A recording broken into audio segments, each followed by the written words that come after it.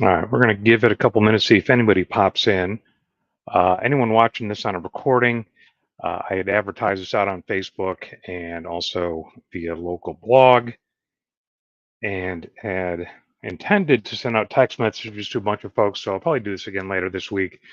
But wanted to make myself available to voters. So I'll wait a minute or two, and then I'll go ahead and get started. If no one's here, I'll just talk for a couple minutes and move on. But if people pop in and they have questions, I'll answer them too. So I'm gonna pause for just a second, and when people pop in, I'll pick it up.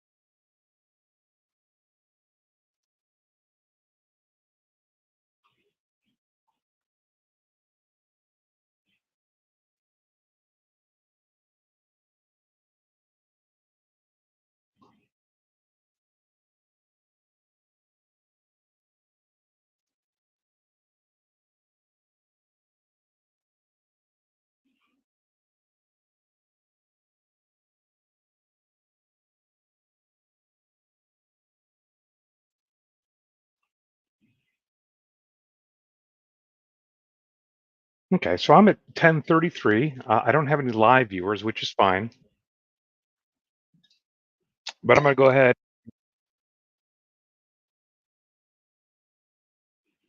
Hold on, sorry, I got my own voice in my head. But I'm just going to give a quick intro. If we have anyone that pops in and have any questions, whether you're watching on YouTube or you are watching on Facebook, if you put a question in the comments, they'll pop up in my on my board here, and I can read them. Um, if you want to send me a text message directly, you can to 847-274-8336, and I'll answer whatever questions you might send my way.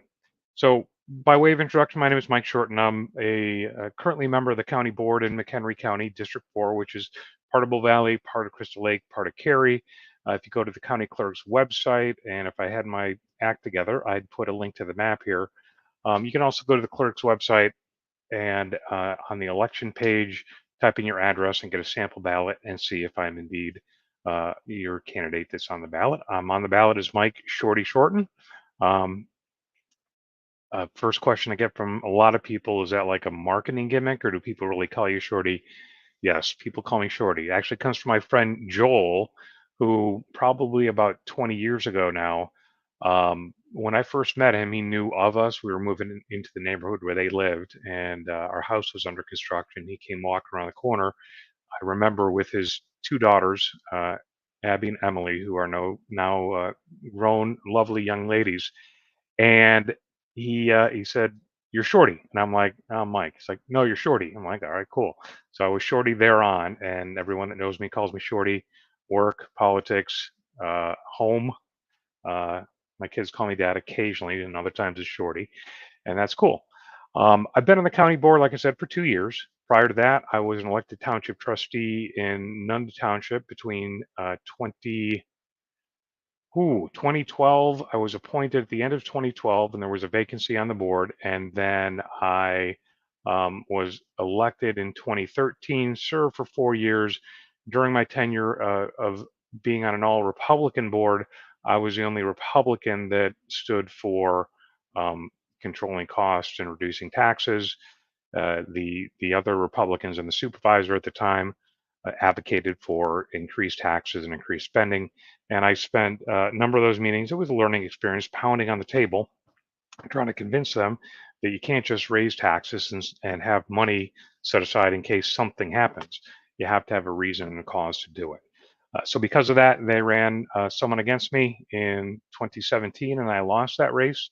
I ran for county board in 2020 and lost by 125 votes, and swore that I was done with politics. And lo and behold, I came back in 2022 after I received calls from a number of friends. Uh, who were involved in politics, and there was an opening on the board seat. And thank you, Paul. I appreciate that. I'm going to actually throw that up here. Here we go. I throw that up there. Appreciate that, Paul. Look how snazzy I am. I got a number of calls from folks who were like, "Hey, we need someone to run," and I said no. I think 5 times, and then finally I sat down with my wife and I said, "You know how I said I was done with politics? I'm back in." So I ran in 2022, won by 23 votes. It was a hard fought campaign. I put a lot of time and energy into it, and I'm up for re-election in a week and a couple days from now. So I'm out there. I'm campaigning. I've been knocking on doors. If you've driven around my district, well, this is how you know you're in my district. If you've seen my sign on the side of the road, you probably live in my district. There's one billboard on Route 31 that's outside my district, so that might be a reference point. Uh, but I've been on the board for 2 years. From a record standpoint, I've been focused on controlling costs, making sure that I voted against raising taxes, both property tax increase of about 2% last year. There was also a increase in the gas tax. It was about 76%. I can go more into that, but if anyone's interested, put your comments or your questions into the comment box, and I can answer some questions about that. So I voted against both of those taxes. We have a property tax levy that will be on the table November late, I think the third week in November. The administration has brought forward and proposed, and the finance group has brought forward and proposed a 1.7% increase. I will not be voting for that. There's been proposals of a 3% cut, which at this point, I haven't been able to find myself, or nor has anyone suggested any specific cuts that would help us get to that 3%. But I'm open. I'll take a listen, but most likely I'll be voting for a flat levy in November. Other issues that we've had to deal with on the board, a lot of it is pretty straightforward. We deal with zoning issues at our regular board meetings, and there have been one or two that I voted, well, there's been one that I've consistently voted against, and that was with regards to solar farms. Um, from a background standpoint, in 2018, McHenry County first started approving solar farms on farmland in the county. We had our own set of zoning restrictions. We had the ability to change that. And I don't know if I agree or I well, in general, after researching solar farms, I wasn't on the board, so it didn't matter in 2018. But looking at it in 2024, I'm all for green energy. Anything that takes pollution out of the air, off of the ground, um, in the water, I'm all for it as long as it's cost effective and it works. Solar energy and wind energy, if you dive into those particular sources of power, they're not terribly efficient. And in my opinion, they do more damage than good, especially in Illinois. If you look at a map of how effective or how many hours a day the sun is effective for gathering energy on solar panels, Illinois is like in the lowest possible band of what you can do. So if you imagine a solar farm out in a field for 24 hours a day, there's only about 4 hours that it's gathering energy. And that's on a sunny day. So picture a day where it's cloudy, winter, rainy, it's not working. Um, so in any event, the county was approving these. It started in 2018. And uh, I don't know that they rejected any, but to be honest with you, they have their own rules. And I think that government functions better when it's done locally because it reflects the the local population, and it's fine. But then in 2022, shortly after I was sworn in, Springfield passed a law that ostensibly took power away from agricultural counties like ours to reject solar farms or set zoning requirements that go beyond the state requirements, which were a lot less restrictive than McHenry County's zoning. So I've stood against that. I voted against solar farm approvals, even though the state law says we have to approve them, and we have been approving them. Um, I don't think I drive out the back of my neighborhood, and probably most folks who are in my district within a 5 to 10 minute drive can be out in green space where there's uh, conservation land, farms, what have you. And I think it's a unique, very important part of our county.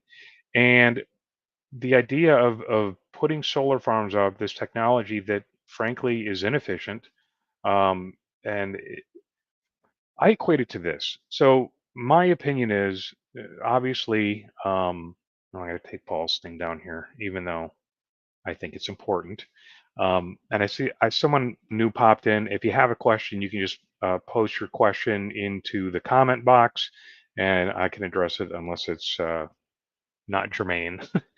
I respect everyone's rights of speech, but also I respect my right not to necessarily listen.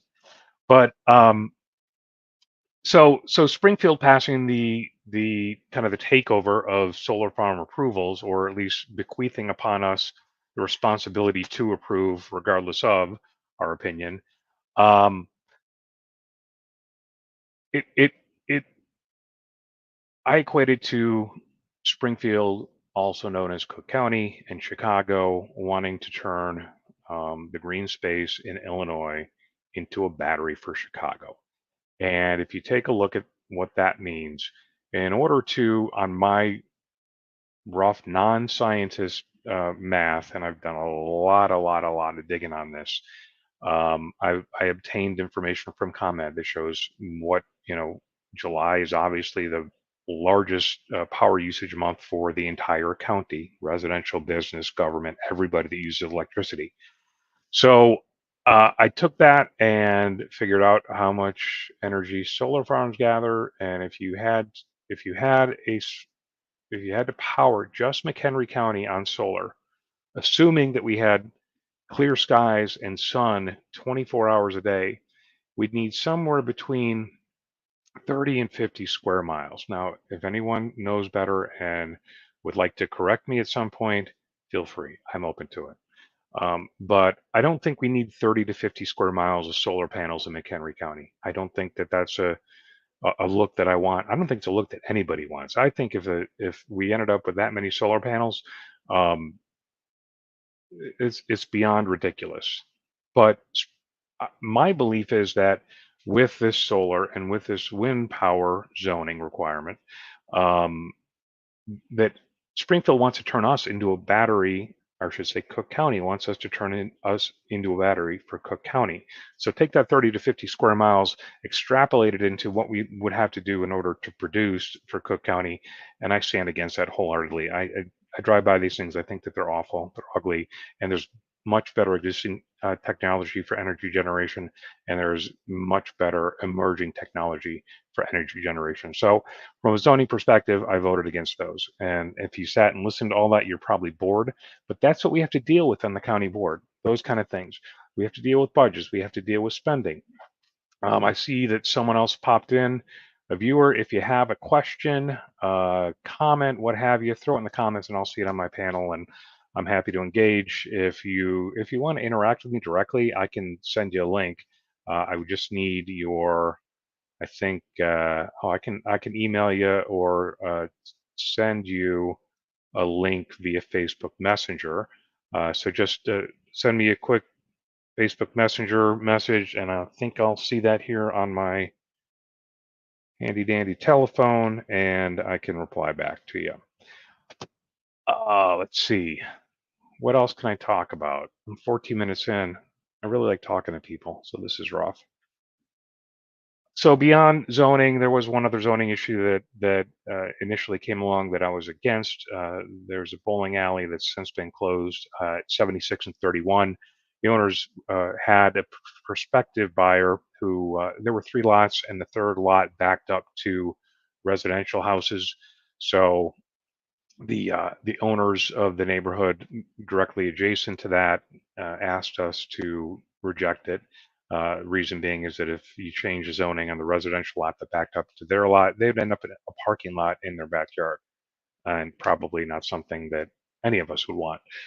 So I voted against that, although Crystal Lake did come back around, or the I guess the developer came back around and requested the zoning from the city of Crystal Lake, who annexed it in, and I believe there was some work that was done with the neighbors, which is what should have taken place in the first hand, and that was then approved.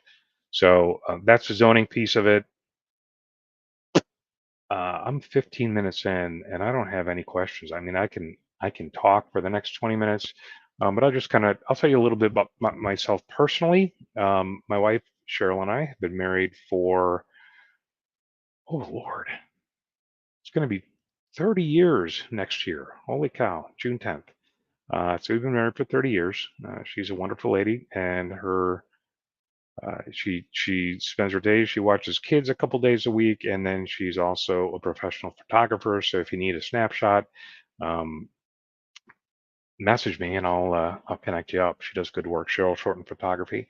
I've got three daughters: Tessa, Jillian, and Delaney. Tessa lives in Chicago and works for a park district managing a pool.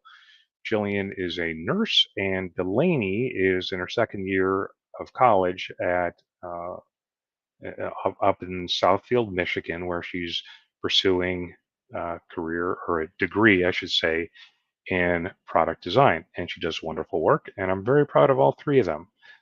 We have a dog that lives in our house that is not necessarily my dog. It's actually Jillian's dog. Dog's name is Addie. She's a Aussie Doodle mix. My mom and dad, or my mom lives in Arlington Heights. My dad passed away in 2016. He was a Purple Heart recipient during the Korean War. I got a sister who lives in Cary, outside my district. She can't vote for me, and my brother lives in Colorado. Free time, I have a day job. I'm a national account manager for a workspace solution manufacturer out of Waukegan, and I've got 30 years experience in sales, national account management, and what have you. So kind of a business background, if you will. And it's more than sales. It's dealing with business on a large scale. So um, I kind of bring that knowledge onto the county board, and also, frankly, in terms of working with other people on the board, whether they're people that are part of my, they're also Republicans, or working with Democrats. I just I enjoy people. Right now politics is in this mode, and I don't like the presidential election races at all. I mean, not this one in particular is no more fun than the last two, and frankly, uh, historically, I'm not a big fan of them. So, but I like working with people, and there are times on the board. There are more times, often than not, that the Republicans and Democrats agree, and we, for the most part, agree constructively, and we also disagree constructively for the most part. And I try and stay out of that heat, because ultimately we're there to do a job, not just fight and argue and take two stances where one person's over here, and there's one side over here, and that's it. You got to work together. So that gives you a little bit of my philosophy.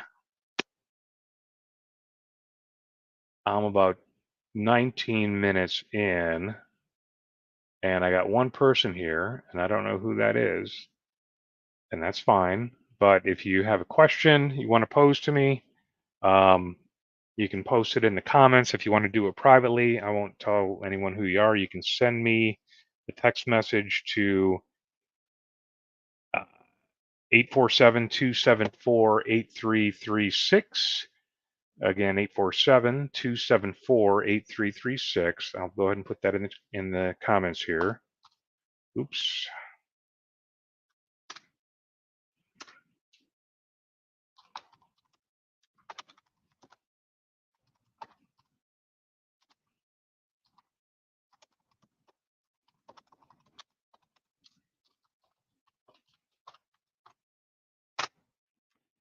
And otherwise, if there's no questions, I'm gonna go ahead and finish this up. And then what I'll do is, a couple days from now, I'm gonna do another one of these and do a little bit better job of publicizing, and hopefully more folks will come out. And I'm happy to answer questions then too. So thank you for tuning in, and have enjoy the rest of your Saturday. Thanks.